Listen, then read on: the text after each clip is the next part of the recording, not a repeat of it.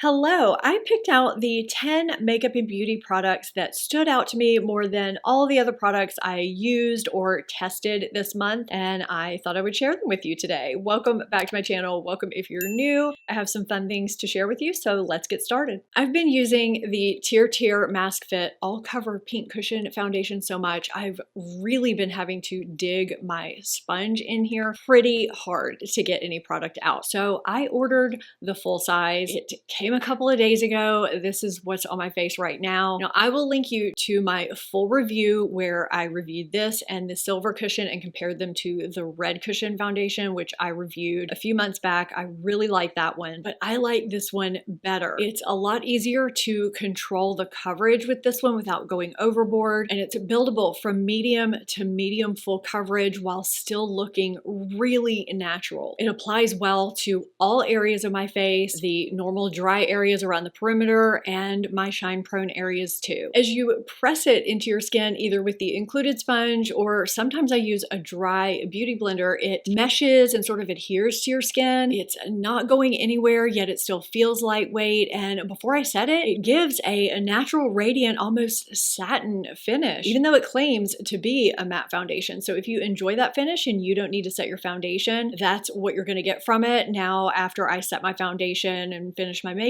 it gives me a soft matte finish that's just so smoothing and flattering, and it wears beautifully throughout the day. Now, as the day goes on, because I do have a combination skin that gets some shine, it sort of settles back into that satin matte finish, but I never get greasy with it. It feels great on my skin all day. It doesn't make me feel dry or tight the way some matte foundations can, and it doesn't exaggerate texture or dryness or settle into fine lines. I actually think this is great for all skin types if you want something that's shine controlling, easy to apply, flattering, natural, and that has nice buildable coverage. I have been loving this and reaching for it a lot. I was gonna save this for a concealer roundup video, but I have some things I want to go ahead and share with you, and I almost didn't even review or test the Westman Atelier Vital Skincare Concealer. Number one, because it claims to have medium buildable coverage, and a lot of times that's just pointless for me. I just don't get enough coverage from those types of concealers, even with a corrector underneath them. And I've also had a lot of luxury complexion product fails lately, so it had a couple of things stacked against it, but I've been asked about it a lot. I know I'm late to the game, but here we are. So I grabbed it in shade L4, and I'm going to talk about the shade specifically here in a minute. Now, this has a very, very creamy texture and a small, precise applicator, and it's supposed to give medium buildable to full coverage that blends out easily and sets pretty quickly and blurs and brightens your under eye area while it soothes and hydrates. There are some really nice skincare ingredients in here, like hyaluronic acid, peptides, and several different extracts to firm and lift and do other really nice things for the eye area, which I, as someone who's almost 50, really appreciate. Now, I've used this several times, both by itself and with corrector underneath it. You're seeing it applied over a very, very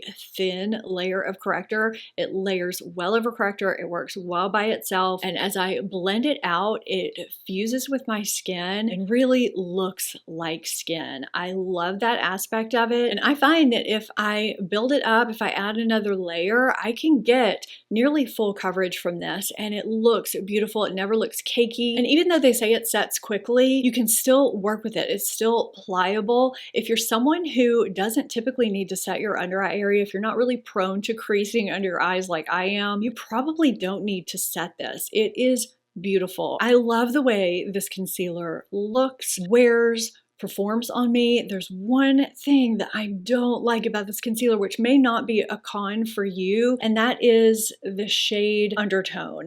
So L4 has a pretty strong yellow undertone. I'm not sure if you're picking that up underneath these lights, but it's described as having a light peach undertone, and it's the perfect amount of depth. I don't want to go any darker. Shade L3 is actually described as having light golden undertones, and I would have to go all the way up to L2 to have light neutral undertones which is way too light. Sometimes I find with certain foundations that are more neutral, it looks really yellow under my eyes. It looks pretty good today. I just wish it had a peachier undertone that's so much more flattering on me. But man, this concealer is really beautiful under my eyes. It looks like skin. My under eye area looks hydrated. It wears beautifully throughout the day. If only the shades were tweaked just a little bit to be more neutral or more peachy. I bought the Natasha Denona I Need a Warm palette in my Sephora sale haul, and I wasn't sure if I was going to use it that much because I have other Natasha Denona palettes, other neutral and warm palettes, but I have been reaching for this a ton. Now, I've already showed you this in a couple of other videos, so I will just say if you like neutral leaning warm palettes,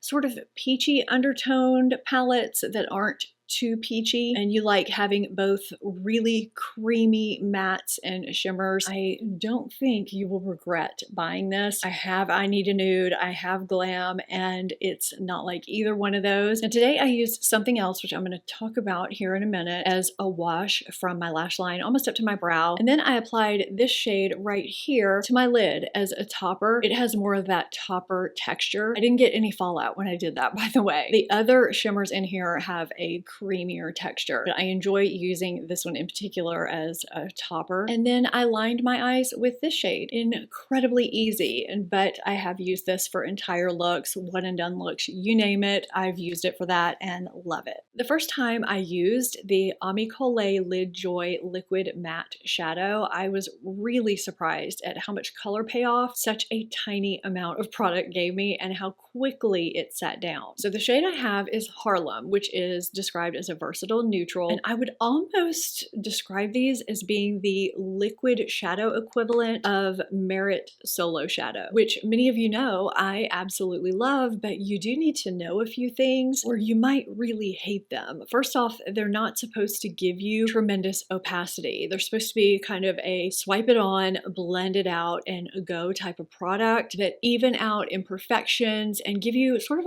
a sheer bronzer look if you're using a shade like this. Just really nice to be able to swipe it on and go, you know? Just that sheer sort of tinted look on your eyes versus a full out pigment. Because this sets so quickly, like the Merit Solo Shadows, you need to work one eye at a time. Swipe on a tiny amount and blend it out with either a brush if you want to shear the pigment out a little bit more, or your finger. Now, because such a small amount of product disperses so much pigment across your entire lid, I think the doe foot could be a bit smaller, but they're flattering. They have skincare ingredients in here to nourish your skin, and they wear well throughout the day. They're also $16. I just found myself many times this month dotting a tiny bit on and blending it out and going about my day. Even though these are my favorite products that I've used the most this month, it doesn't mean they're perfect. There are still some small things that some of them could do better, that they could tweak. I share the bad with the good, I guess. So this is Makeup Forever Artist Color Pencil Extreme. There are 4 shades on Sephora's website, but 15 on their website, so I'll have both linked for you. This is Wherever Walnut, which is described as a warm rose nude. I have to say, I wish it was a little more rosy. I want to find a shade from them that is a little bit closer to my natural lip shade because I love this formula. It has a creamy glide,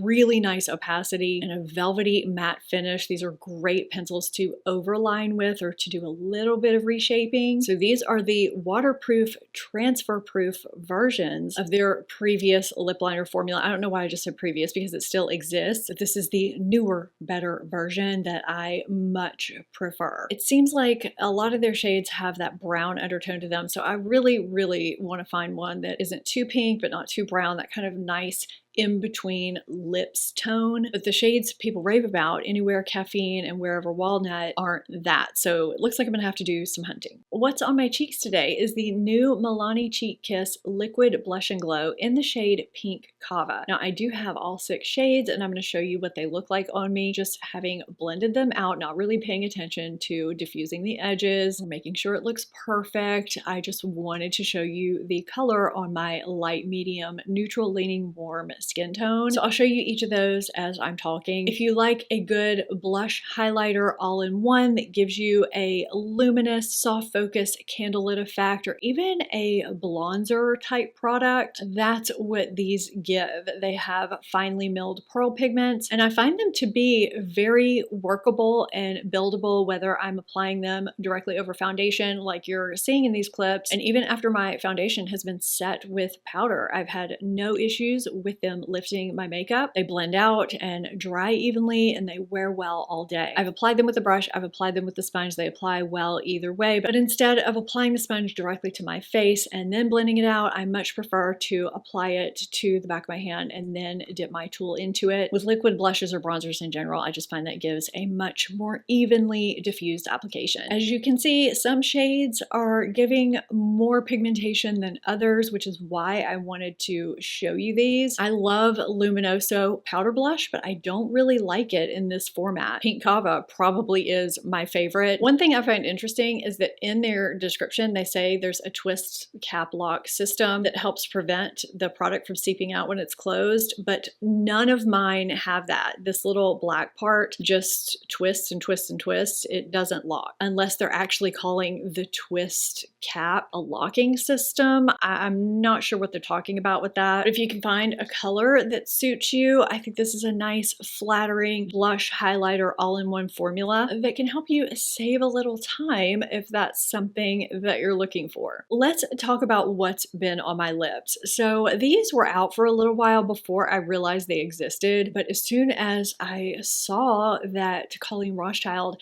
had a product like this, I had to try it out. So I grabbed 2 shades of the Hydra Shine Lipstick Balm, which is very reminiscent of the original Tarte Maracuja Juicy Lip. So these don't have any minty sensation or tingling to them. They are just a straight up sort of melty, glossy lip balm, and the ingredients in these are really, really great. So you have peptides to support collagen production, hyaluronic acid to hydrate and plump, shea butter to soothe and condition, marula oil to support the skin barrier, and vitamin E as an antioxidant. Santorini Whisper, which is a nude, and you can see that glossy shine here. And the shade that's on my lips is Via dell'Amore, which is a pinky coral, and I love it because it has a little bit of softness to it. These are so comfortable and feel sort of pillowy and really hydrating and nourishing, and they don't fade away right away. They do have that soft texture that means you have to be careful when you apply them because the bullet itself will kind of smush down because they are melty. They click up and don't retract, so you just want to click up a small amount at a time. The reason why products like this don't retract is because they are so soft, and you'd end up with a huge mess if you tried to retract them. The packaging is nice and elegant. I love the way these feel, love the way they wear, and I've been enjoying both of these shades. I changed my lip out to the Santorini Whisper nude shade of the Colleen Rothschild lip I was just talking about, just so you could see it, but I am going to talk about the new Essence Juicy Balm Gloss Butter